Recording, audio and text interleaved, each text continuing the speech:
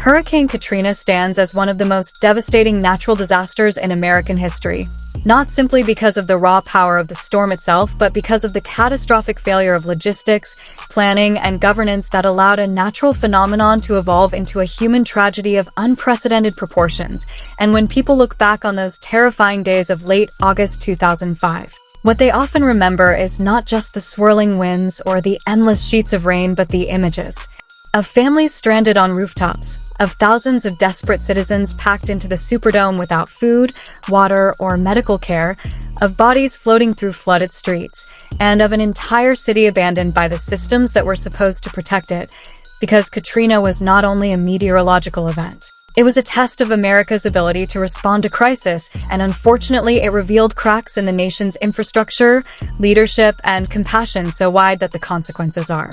still being felt decades later. In the days leading up to the storm, meteorologists tracked a powerful tropical system brewing in the Atlantic, one that quickly intensified into a monstrous hurricane, and by the time it entered the Gulf of Mexico, forecasters were warning of a potential catastrophe aimed directly at New Orleans, a city uniquely vulnerable due to its geography and outdated levee system. Yet despite the urgent warnings and the scientific clarity that the storm was coming, preparations lagged behind. Communication faltered, and political indecision cost precious time, leaving hundreds of thousands in harm's way. New Orleans, famously built below sea level and protected only by a network of levees, canals, and pumps, was always described as a bowl waiting to fill with water if the wrong storm struck, and experts had long cautioned that a direct hit from a major hurricane could lead to catastrophic flooding. Yet those warnings were consistently brushed aside as hypothetical, too expensive to fix, or simply left for the future.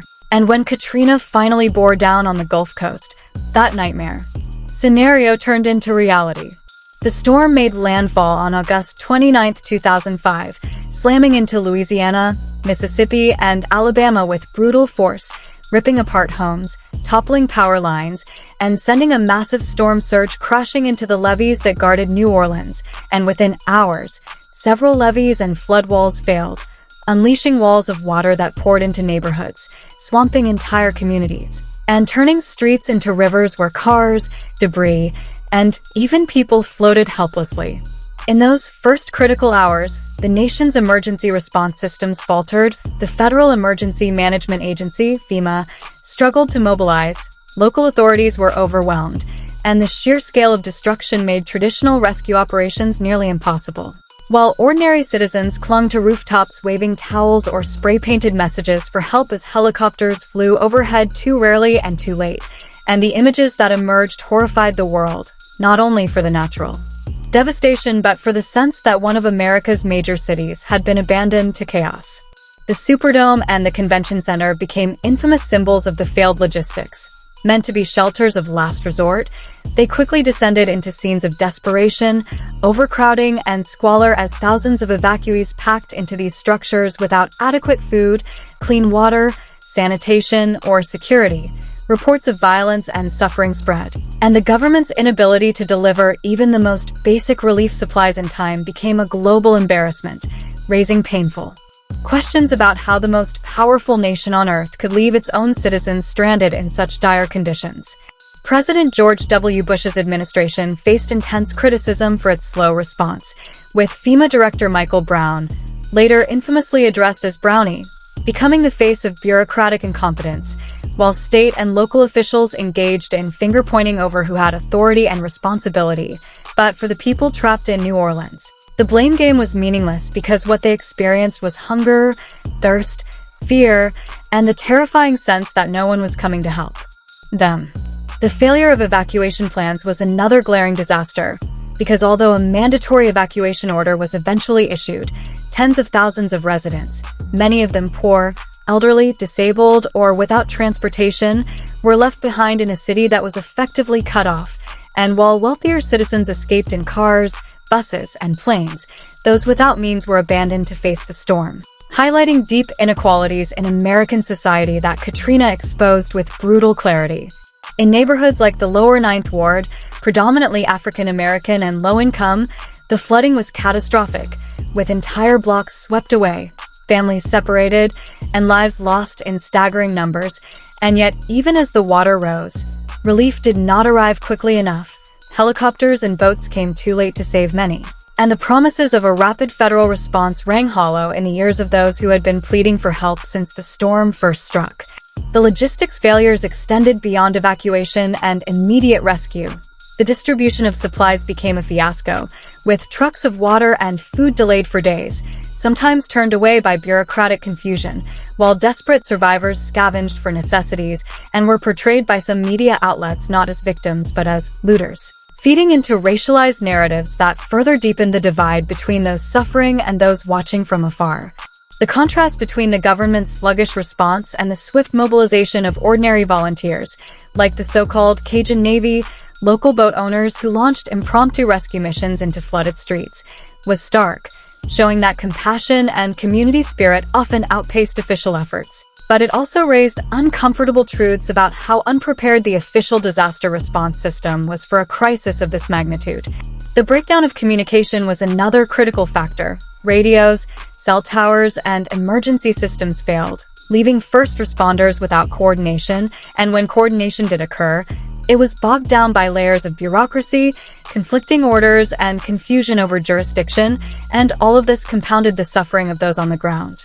The military was eventually deployed, with National Guard units and active duty forces helping restore some order, but their delayed arrival underscored just how uncoordinated the early days of the disaster were, and by the time large-scale relief finally began to flow, the damage had already been done. Lives had been lost that could have been saved, and the trust between citizens and their government had been deeply eroded.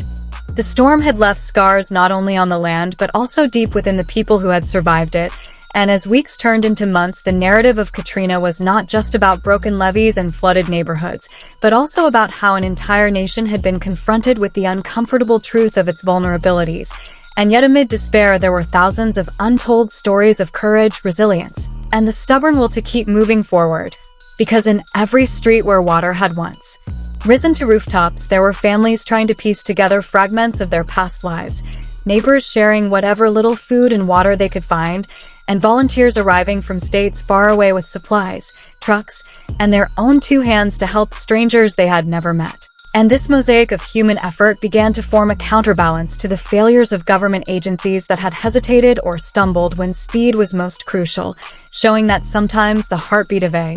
community is louder than the machinery of bureaucracy. People who had lost everything still found ways to rebuild. Children played on sidewalks that had been covered with muck and debris only days earlier, and churches opened their doors to shelter anyone who needed a roof regardless of faith or background, symbolizing how tragedy can blur divisions that normally keep people apart. At the same time, however, political leaders were holding hearings and press conferences, each trying to explain what had gone wrong and who was to blame, and these debates echoed in the media as journalists replayed footage of desperate residents waving from rooftops or wading through filthy floodwaters while helicopters flew overhead, searching for signs of life. For many Americans watching on television, it was a shock to realize that such scenes could exist not in a distant, underdeveloped nation but within their own country, exposing poverty and systemic neglect that had long been ignored. Scholars, activists, and community organizers began writing about the deeper lessons of Katrina, arguing that the disaster was not only natural but also man-made, because years of underfunding infrastructure, ignoring warnings from engineers, and allowing inequality to grow unchecked had created conditions where a storm became a catastrophe. These reflections gave rise to conferences, documentaries, and research papers. But for the people on the ground, theory mattered little compared to the daily grind of cleaning mud-soaked walls, searching for lost relatives, and waiting endlessly for insurance companies or federal aid checks to arrive. In that waiting, resilience was tested more severely than the storm itself, because patience ran thin when promises turned hollow, and yet even then people adapted, setting up makeshift schools, opening small businesses out of trailers, and performing music in the streets as a reminder that culture could not be drowned even when homes had been. Musicians from New Orleans in particular carried the torch, playing jazz and blues in temporary venues to lift spirits, reminding everyone that the soul of the city was still alive,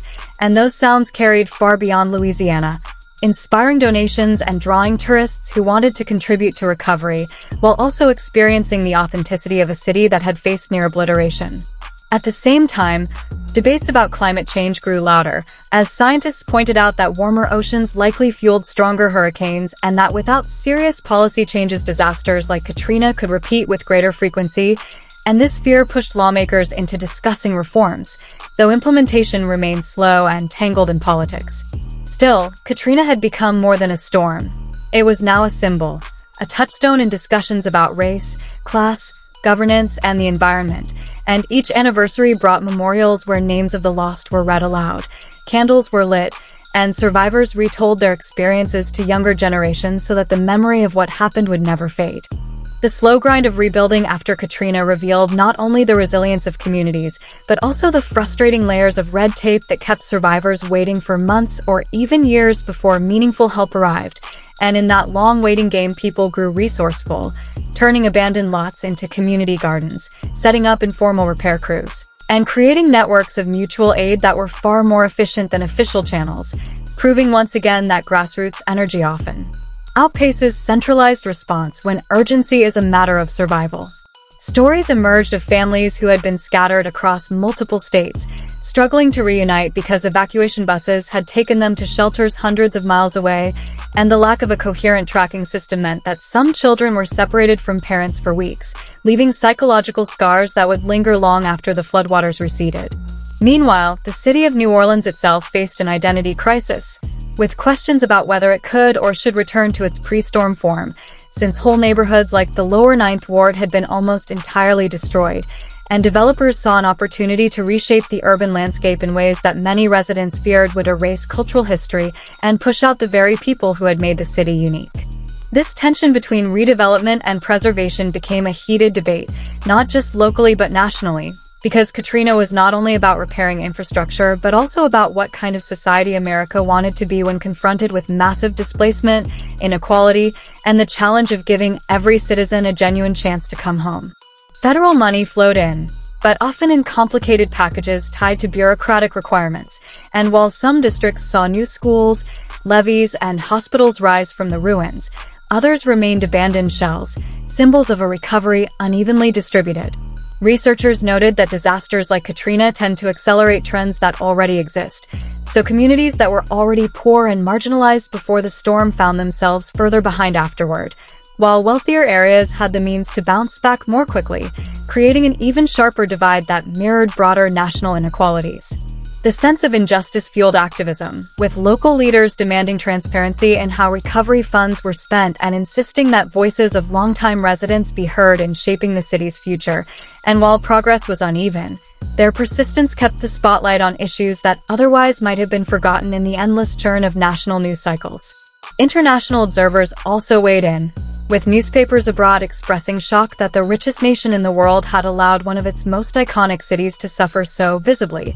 and this global embarrassment added pressure on U.S. leaders to prove that lessons had been learned. Yet behind all the politics and policy debates, the heart of the story remained personal, rooted in the daily lives of those who had lost mothers, fathers, children, homes, and livelihoods, and who nevertheless woke up each morning determined to keep moving forward, because giving up was simply not an option when survival itself had already been won against overwhelming odds. Even in exile, displaced New Orleanians carried their traditions with them, cooking gumbo in Houston, playing brass music in Atlanta, and keeping Mardi Gras alive wherever they had landed, showing that culture is portable and that identity cannot be washed away by water no matter how high it rises. Over time, as some families returned and others chose to stay in new cities, the diaspora of Katrina became its own chapter in American history, a reminder that natural disasters do not end when the storm passes but ripple outward for decades, reshaping demographics,